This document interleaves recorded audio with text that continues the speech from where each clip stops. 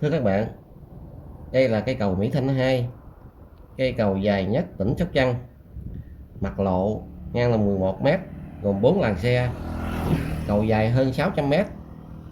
Cái cầu này nối liền đôi bờ của thị xã Vĩnh Châu và huyện Trần Đề, nằm trên quốc lộ Nam Sông Hậu. Đây là hướng thượng nguồn của con sông.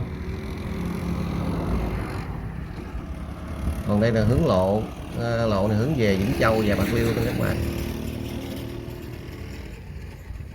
Còn đây là cái hướng ra cửa biển Mỹ Thanh.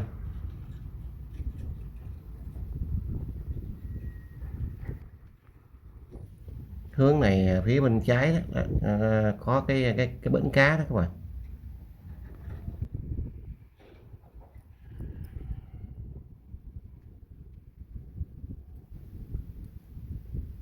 Hướng xa xa các bạn nhìn thấy có mấy cái trụ điện gió đó, có xe gió đó là của nhà máy Phong Điện Lạc Hòa 2.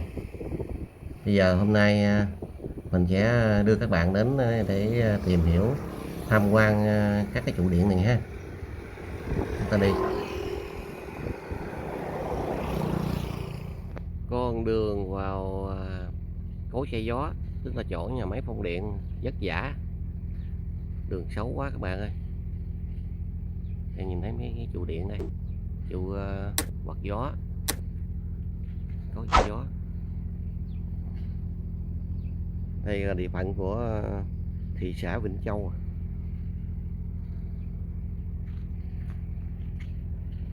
Rồi tiếp tục đi. Ở trên cầu Mỹ Thanh nhìn thấy gần, là đi 20 phút mà chưa tới đó các bạn. Hơn nữa là cái đường rất là khó đi. Người dân ở đây người ta nuôi tôm luôn các bạn, đất bị nước mặn quanh năm, nhà chỉ có nuôi tôm thôi. Giờ chúng ta tiếp tục đi nha các bạn.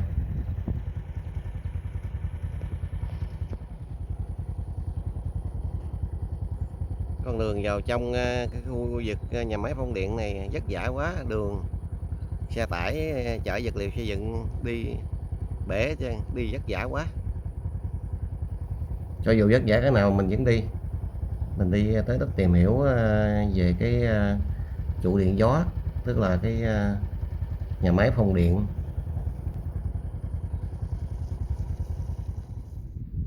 Rồi cuối cùng cũng đến nơi các bạn. Chúng ta không đến được nhà máy nhưng mà đến được cái mấy cái trụ điện gió nơi sản xuất ra điện.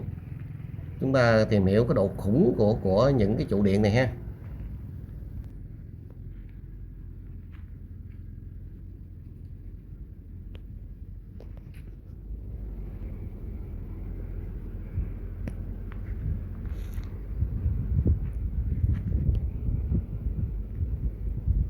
Điện cắm lại gần, điện áp cao nguy hiểm chết người.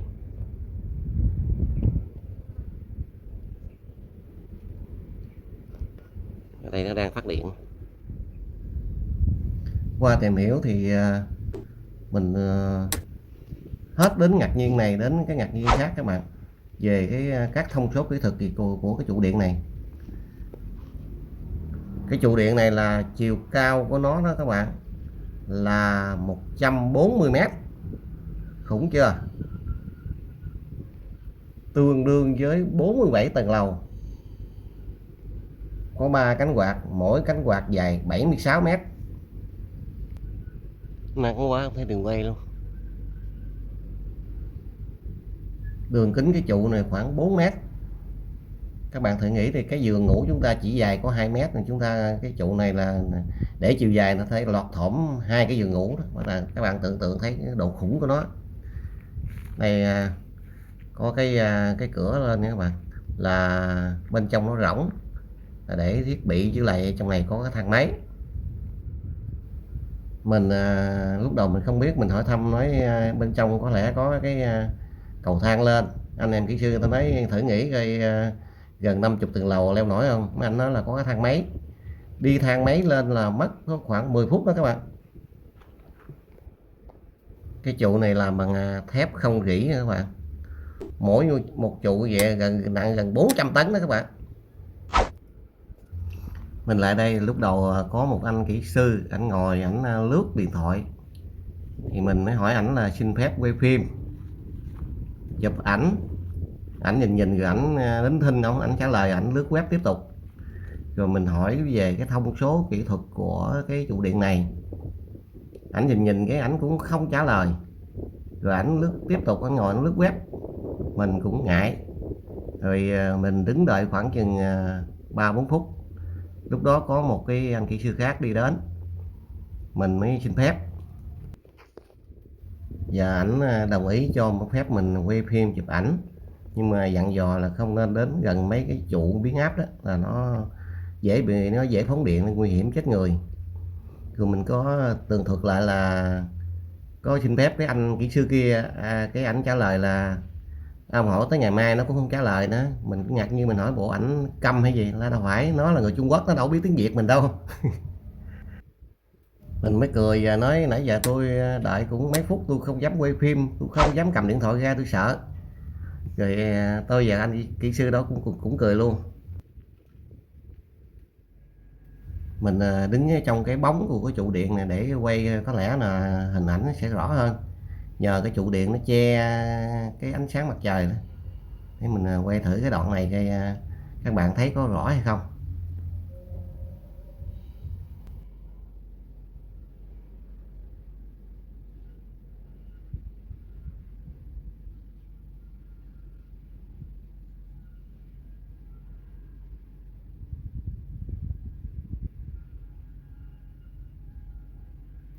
Cái bóng của cái trụ điện này nó che khuất gần hết chiếc xe ô tô đó các bạn. Nhìn thấy là tưởng tượng đó là biết nó lớn khủng cỡ nào.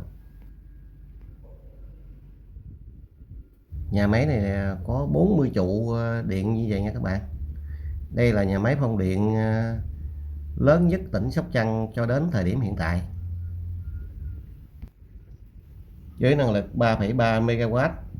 Khi đủ gió thì 1 giờ nó có thể là cung cấp điện cho 660 hộ xài trong một ngày. Bạn thấy con số khủng không?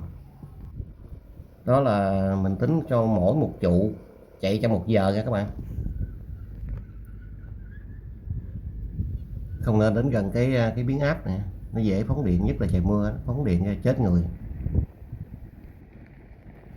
Theo mình tìm hiểu được các bạn, là mỗi một vòng quay của cái quạt đó nó tạo ra một cái lượng điện đủ cung cấp cho một hộ gia đình xài trong 2 ngày. Chỉ cần quay một vòng thôi là đủ xài trong 2 ngày một hộ. Đây là nhà máy tạo ra năng lượng sạch, góp phần bảo vệ môi trường, bảo vệ cái khí hậu trái đất. Trên thế giới người ta hiện nay người ta đang khuyến khích dùng cái năng lượng tái tạo, năng lượng sạch nè, rồi điện gió, điện mặt trời, vân vân. Các bạn nhìn thấy có cái quạt thì quay, có cánh quạt thì không quay. Nguyên nhân là mình đi giờ này khoảng 10 giờ mấy rồi, là cái lượng gió ít, chứ hơn nữa hôm nay thời tiết là cũng gió nhẹ, rồi thêm trên không khí lên không đó thì gió nó không đồng nhất nha các bạn. Đôi lúc cái quạt nó ngay cái luồng gió thì nó mới quay, còn có những cánh quạt khác thì nó không quay, là nó không có cái luồng gió ngay. Về sản xuất nông nghiệp thì thị xã Vĩnh Châu ngoài cây lúa, nuôi tôm, ở đây còn có cái diện tích hoa màu rất là lớn. Đặc biệt là người nông dân ở đây họ trồng hành tím, tỏi. Khi gió mạnh thì cái quạt này nó tạo ra tiếng ồn rất là thấp, khoảng 35 đến 40 decibel thôi. Cái ngưỡng mà tối đa quy định cho phép là 85 decibel. Như vậy thì cái mức thông số như vậy thì nó ít gây hại, hoặc có thể là không gây hại đến cái tai người. Để thi công cái trụ này người ta phải đào một lốp đất sâu xuống 5 mét, rồi dòng cừ ta đổ là nó rất là chắc chắn. Bạn nghe thấy cái độ khủng của nó không? Các bạn nhìn thấy mấy con ốc nó là to bằng cái chén mình ăn cơm đó. mình thấy vậy chứ cái to lắm, nó dằn nó bắt là cứng vào trong cái trụ bê tông, vậy nó mới chống chịu gió bão. Chiều cao mỗi con bùi lon này là nó khoảng 1,7 tấc. Bạn xem này, mình đo thử, nó cao gần một gang tay, nó to, mỗi con bù lon nó to bằng cái chén.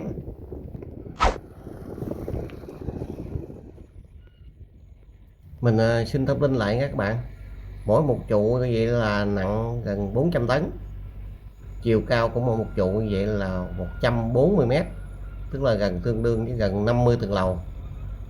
Mỗi trụ mỗi một cái quạt vậy đó là có 3 cánh, mà mỗi một cánh vậy dài 76 mét. Tổng cộng nhà máy này thì có 40 trụ.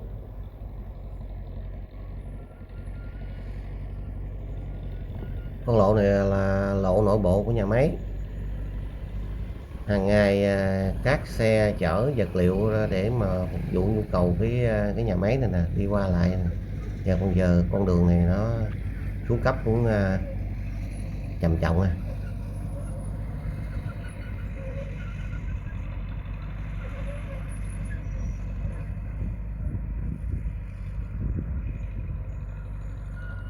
Các bạn nghe tiếng cót két đó là do cái quạt nó tạo ra, là âm thanh nhỏ lắm. Khi mà gió lớn thì người ta đo được là cái tiếng ồn của nó đó thì chỉ đạt từ tối đa là 35 đến 40 decibel thôi, không gây hại cho con người. Các bạn thân mến, thời lượng video đến đây xin phép được kết thúc. Cảm ơn các bạn đã dành thời gian theo dõi video. Chúc các bạn thân tâm an lạc, vui vẻ bình an, làm ăn phát tài phát lộc, an khang thịnh vượng. Xin tạm biệt.